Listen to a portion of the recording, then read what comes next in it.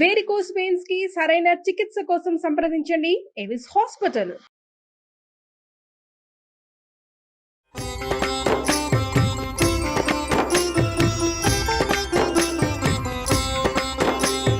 నమస్కారం. విష్ణు పురాణం తరువాయి భాగంలోకి వచ్చాం.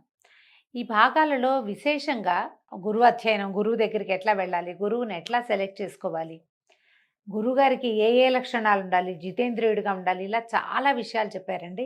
ఇక్కడంతా ఆశ్రమ ధర్మాలు అంటే వర్ణాశ్రమ ధర్మాలు, ముందు వర్ణాలు చెప్పారు. అంటే ఏ జాతి వాళ్ళు ఎలా ప్రవర్తించాలి అనేది ముందు భాగంలో చెప్పి, ఈ భాగంలో మాత్రం ఆశ్రమ ధర్మాలు అంటే మనం గృహస్థాశ్రమంలో ఉన్నప్పుడు ముందు బ్రహ్మచారిగా ఉన్నప్పుడు ఎట్లా ప్రవర్తించాలి, గృహస్థుగా ఉన్నప్పుడు ఎట్లా ప్రవర్తించాలి, వానప్రస్థం తీసుకుంటే ఎట్లాగా, ఒకవేళ మనం సన్యాసాశ్రమం స్వీకరిస్తే సన్యాసి ఎలా ఉండాలి అనేది చాలా బహువిధమైన విషయాల్ని చర్చ చేశారండి. ఇంత చర్చ మనకి ఈ కాలానికి అవసరం లేదని అనిపించింది నాకు. కానీ ప్రత్యేకంగానట ఇది చూడండి, సంప్రదాయానుసారం ఉపనయనం అయిన తర్వాత అంటే బ్రాహ్మణ విద్యార్థులు, బ్రాహ్మణ క్షత్రియ వైశ్య విద్యార్థులు ఉపనయనం జరిగిన తర్వాత ఒక గురువు దగ్గరికి వెళ్ళి కొంతకాలం చదువుకోవాలి. ఆ తర్వాత 4వ జాతి వాళ్ళు, చతుర్థ వర్ణం వాళ్ళు మాత్రం తండ్రులు లేదా తాతల దగ్గర విద్యను అభ్యసించాలి. మేనమామలు మాతామహుల ఇళ్లల్లో కూడా విద్యను అభ్యసించవచ్చు అని విష్ణు పురాణం చెప్తోంది మనకి. దీనికి గురువు జితేంద్రియుడిగా ఉండాలి, ఆయనకు గోత్రనామాలు చెప్పి పాదాభివందనం చేయాలి. గురువు దగ్గర ఉన్నప్పుడు మనకి ఇప్పుడు ఎలా అయింది, అంతా కాలేజీలు వ్యవహారాలు కదండి. కాలేజీల్లో కూడా మనం హాస్టల్స్కి పంపించేటప్పుడు చెప్తాం పిల్లలకి, ఇలా ఉండాలి, అలా ఉండాలి, బట్టలు జాడి చారేసుకో, జాగ్రత్తగా పెట్టుకో, నీ వస్తువులు జాగ్రత్తగా పెట్టు, తిండి పదార్థాలు ఇస్తే జాగ్రత్తగా ఉండు, ఎవరితో కొట్లాడిపోక, ఇలా చెప్పుకోవాల్సే వస్తుంది. పాతకాలపు విద్య విధానం చూడండి. స్నానం, సంధ్య, జపం మానకుండా ప్రాతः సమయాల్లో అగ్నికార్యం చేస్తూ వేదం నేర్చుకోవాలి. గురువు ఇష్టానుసారం ప్రవర్తించు, గురువుగారు ఏది చెప్తే అది వినాలి. తర్వాత ఫలాలు, పుష్పాలు, పత్రాలు, జలము, సమిధలు, దుంపలు లాంటివి గురువు ఏం చేయమంటే ఆ పని చేసి పెట్టాలి తప్పకుండా. ఎంత వంశం, గొప్ప వంశంలో పుట్టాను, ధనవంతుణ్ణి, ధనవంతుల కుమారుణ్ణి అలాంటి భేదభావం చూపించకుండా సహ విద్యార్థులతోటి సమానమైన ప్రవర్తన ఉండాలి. హెచ్చుతగ్గు ప్రవర్తనలు ఉండకూడదు. బ్రహ్మచర్యం పాటించాలి. గురుదక్షిణని యథాశక్తి సమర్పించి ఆయన అనుజ్ఞను పొంది తర్వాత గృహస్థు అవ్వాలి. ఈ బ్రహ్మచర్యాశ్రమంలో ఉండగా విద్యార్థి దశని ఎంత సజావుగా చేయాలో ఈ విష్ణు పురాణం చాలా స్పష్టంగా వివరంగా చెప్తుంది. ఇది చూడండి ఎంత బాగా చెప్పారంటే, ఒకవేళ ధర్మ మార్గాన పెద్దవాళ్ళు అయ్యాకనమాట ధనం ఆర్జిస్తూ శక్త్యానుసారంగా గృహస్థ ధర్మాలు పాటిస్తూ గుణవంతులైన కొడుకులకు తండ్రి అయి పితృ రుణాన్ని, యజ్ఞాలు చేసే దేవ రుణాన్ని, అధ్యయనం చేత ఋషి రుణాన్ని, బలిదానముల చేత భూత రుణాన్ని తీర్చుకుంటూ సర్వులని ఆదరిస్తూ ప్రశాంత చిత్తుడై ప్రవర్తించాలి. వేదవ్యాసుల తండ్రి అయినటువంటి పరాశర మహర్షి తన శిష్యుడైన మైత్రేయుడికి సాధారణంగా ఒక మానవుడు ఏ ధర్మంలో పుడితే ఆ ధర్మానుచరణ ఎలా చేయాలో ఈ విష్ణు పురాణంలో వివరంగా చెప్తారండి. విష్ణు పురాణం అన్ని పురాణాలకి మొదటిదని, దీని నుంచే అన్నీ పుట్టాయని చెప్తారు. కొన్ని కథలు ఇందులో బ్రీఫ్గా కనపడతాయి మనకి. వీటిని ఎలాబరేట్గా వివరంగా చెప్పబడినవి తర్వాత పురాణాల్లో కనిపిస్తుంది.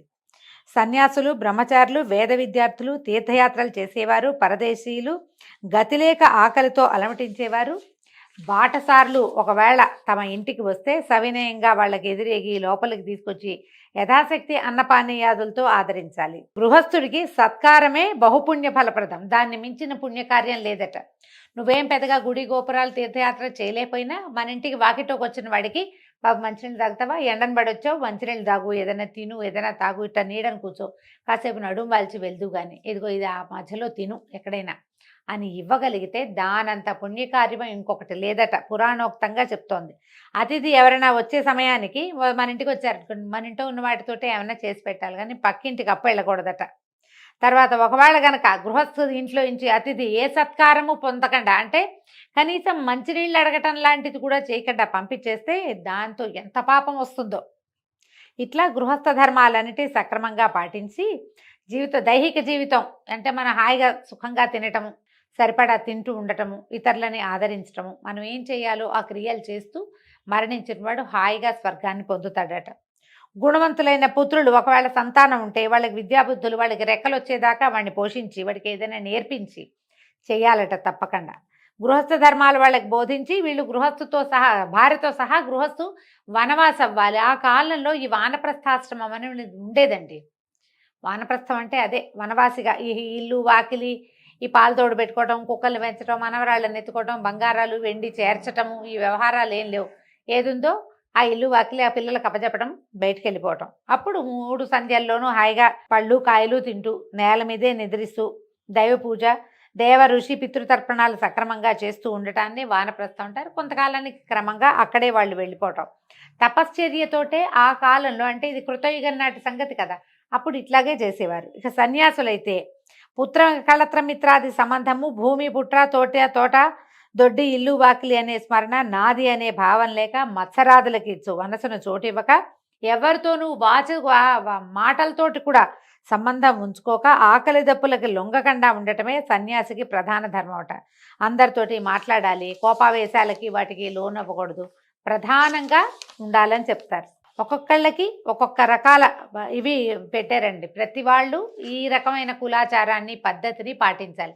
ఇవి మన దగ్గరికి ఎట్లా వస్తాయి అంటే, మామూలుగా సంసారాల్లో మన తాత ఎట్లా ఉన్నాడో తండ్రి ఎట్లా ఉన్నాడో మనం ఎట్లా ఉన్నామో మన పిల్లలు అలాగే ఇంచుమించుగా ఉంటారు. విధానాలు ఏవో చిన్న చిన్నవి కాలానుగుణంగా మారినా, ఇప్పుడు మనకి కాలానుగుణం ఏంటంటే తాతలు ఉన్నట్టు తండ్రులు లేరు, తండ్రులు ఉన్నట్టు కొడుకులు ఉండట్లేదు. ఇక మనవల సంగతి అడగనే ఎక్కర్లేదు. ఒక్కోసారి మనవలే లేని పరిస్థితులు కూడా ఈ రోజున దాపురిచ్చాయి. కానీ పాతకాలంలో అట్లా ఉండేది కాదు.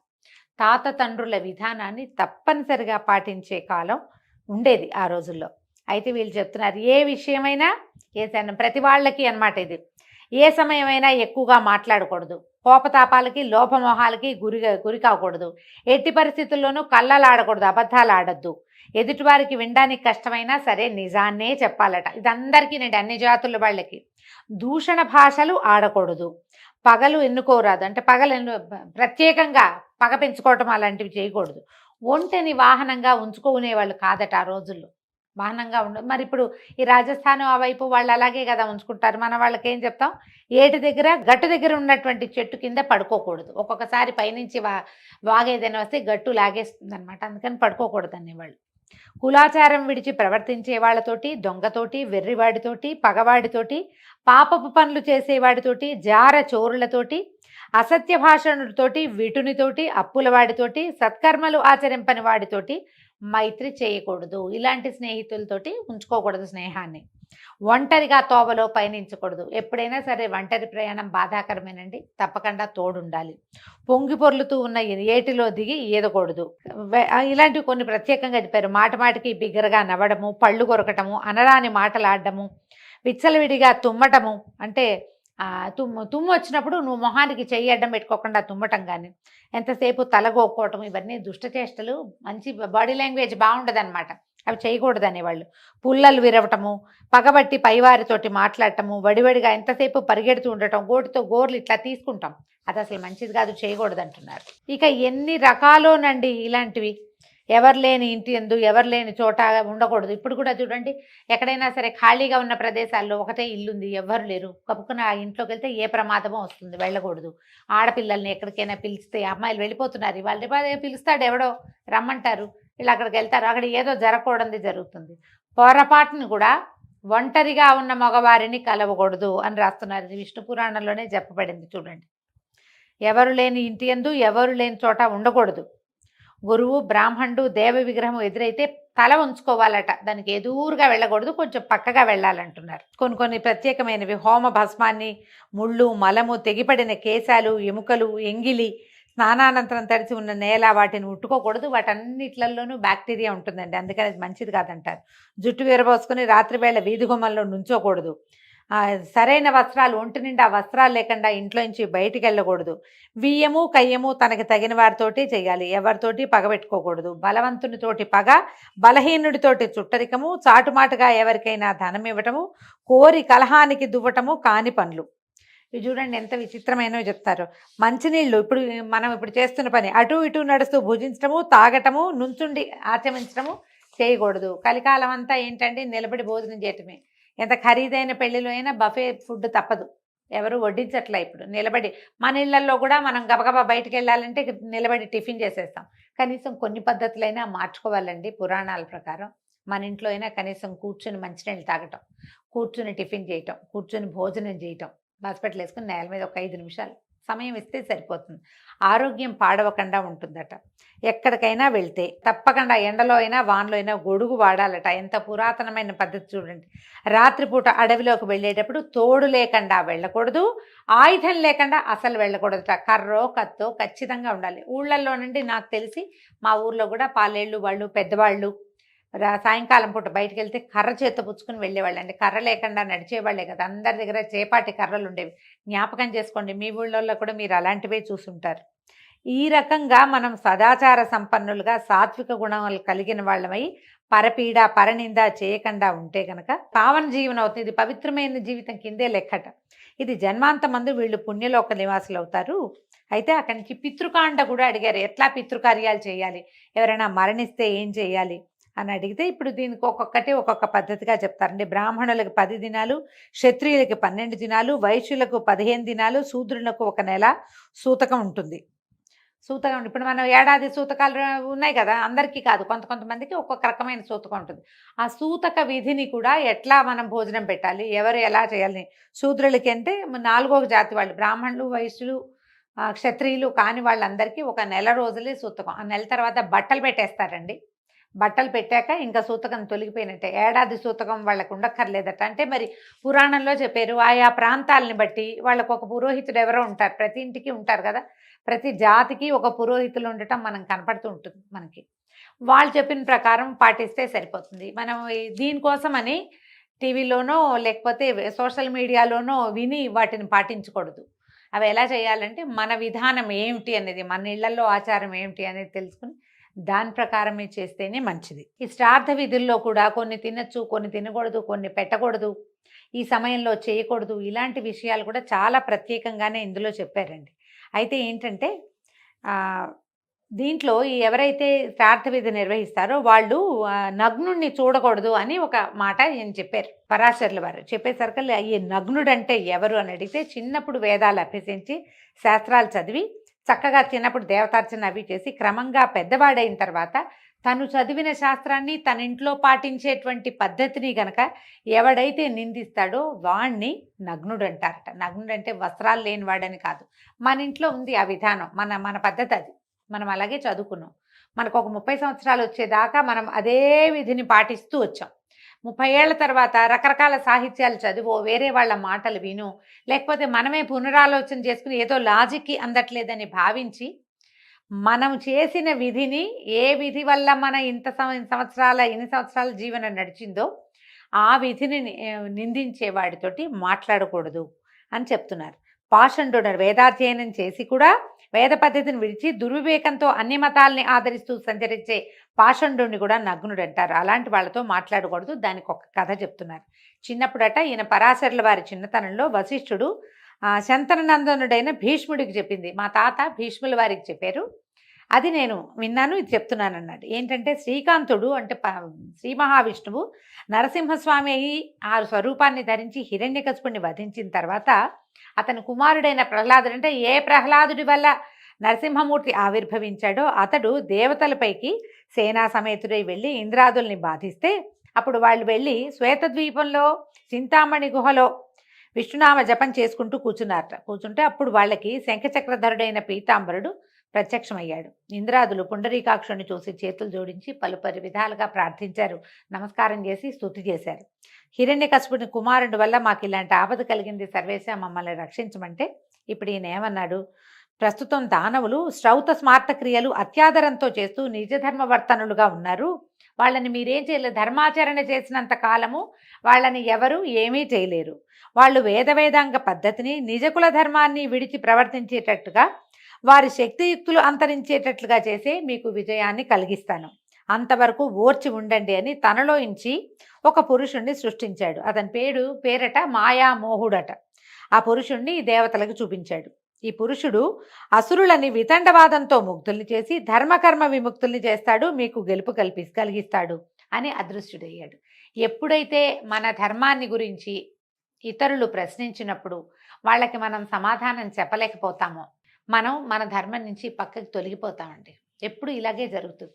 ఎవరైనా మనకి ఏమిటి, నువ్వు ఈ దేవుణ్ణి నమ్ముకున్నావు, ఇతని వల్ల నీకేమొచ్చింది, నీకు ఇన్ని ప్రాబ్లమ్స్ వచ్చాయి అని ఇలాంటి వితండవాదంతోటే మన ధర్మం నుంచి మనని పక్కకి తప్పించటం జరుగుతుంది. ఎప్పుడు కూడా అంతే. పూర్వం విష్ణుమూర్తే ఈ పని చేశాడు ఈ వ్యవహారంలో. ఎందుకంటే రాక్షసులు క్రూరులు.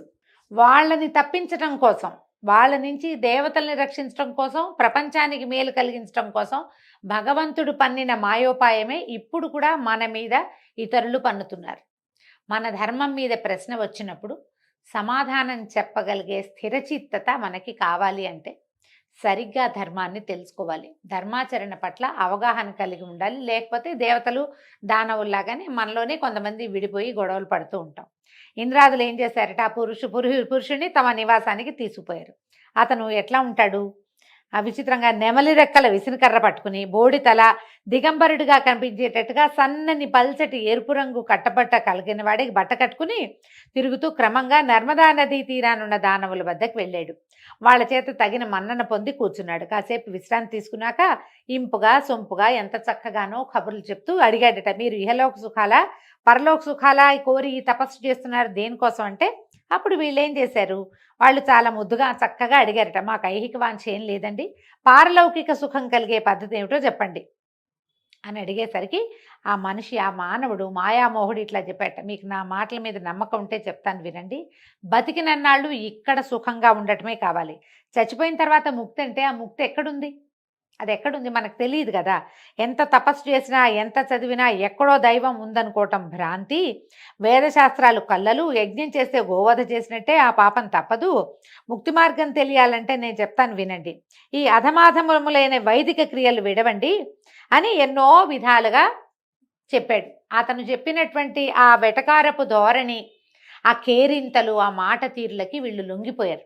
లొంగి ఏం చేశారట, మాయామోహునికి మొక్కి వేద మార్గాన్ని విడిచి దురాచారులై చార్వాక బౌద్ధ మతాలు స్వీకరించి పాషండవర్తనలయ్యారు. యజ్ఞాదుల్ని నిందిస్తూ వైదిక క్రియలకి స్వస్తి చెప్పారు.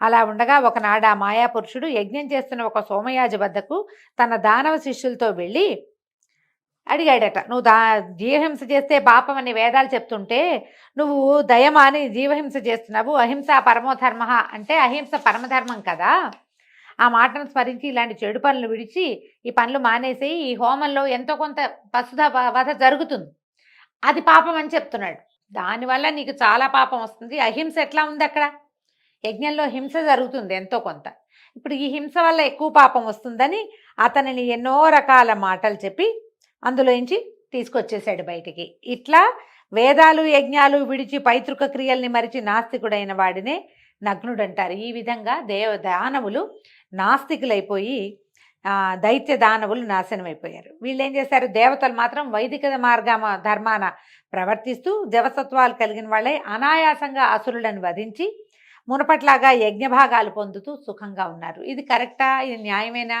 అంటే, ఇప్పుడు న్యాయము అన్యాయము భగవంతుని మించి మనకు తెలియదండి. ఆయా కాలాలను బట్టి ఏది న్యాయము ఏది అన్యాయము అనేది నిర్ధారింపబడేది. మనం ఇప్పుడున్న కాలం వేరు, మనం చదివి తెలుసుకుంటున్న ఈ విష్ణు పురాణం నాటి కాలం వేరు. కాలానుగుణంగా ధర్మం చిన్న చిన్న రూపాలు మార్చుకుంటూ ఉంటుంది, ఇట్లా చెప్పబడింది. కాబట్టి ఈ రకంగా మనం ఏం చేయాలి, ఇలాంటి వాళ్ళు ఎవరైనా సరే ధర్మాన్ని విడిచిన వాడితోటి స్నేహం చేయకూడదు అని మనకి పరాశర మహర్షి మైత్రేయుడికి తెలియజేస్తున్నారు. అయితే ఇలాంటి వాళ్ళతోటి మాట్లాడద్దు, స్నేహం చేయొద్దు అని స్పష్టంగా చెప్తూ ఇలాంటి వాళ్ళతో స్నేహం చేస్తే ఎలాంటి సమస్యలు వస్తాయో వేరే కథలో తెలియజేస్తున్నారండి. ఆ కథని రేపు ఉదయం విందాం. అంతవరకు సెలవు, నమస్కారం.